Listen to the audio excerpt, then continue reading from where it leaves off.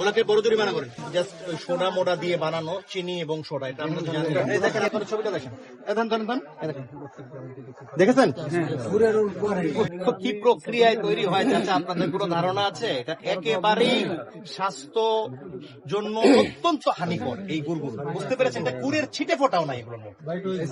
আমি কি কথাটা বোঝাতে পেরেছি? এটা কিসের গুড়? আখের গুড় না আখের রস কি আছে এর ভিতরে? কিচ্ছু নাই, এগুলো আপনার এগুলো মানে জাস্ট সোডা মোডা দিয়ে বানানো চিনি এবং সোডা, এটা আপনারা জানেন। কোথা থেকে এনেছেন কোথা থেকে? রাজশাহী থেকে। তো রসিদ আছে? এখন তো দেখি রাজশাহী কোন কার কাছ থেকে এনেছেন, থাকলে বলেন, আছে না থাকলে সময় নষ্ট করেন না। ওখানে ওই যে দেখেন, ওই যে প্যাকেট গুলো আছে, একই ঘটনা। আপনি এখানে আচ্ছা, ওই বোতলে কি এগুলো? ওই যে ওগুলো কি গুড় নাকি? ওই যে ওগুলা কি বয়ামে বের করেন, একটা বয়াম বের করুন, নিয়ে আসেন, ওইটাই নিয়ে আসেন। না না ওইটা নিয়ে আসেন, আপনি নিয়ে আসেন, দেখে নিয়ে আসেন, যেটা ওইটা নিয়ে আসেন, আপনি নিয়ে আসেন। এটা কি জিনিস? কবে এনেছেন এটা? এই দেখেন, আপনারা ছবিটা দেখেন,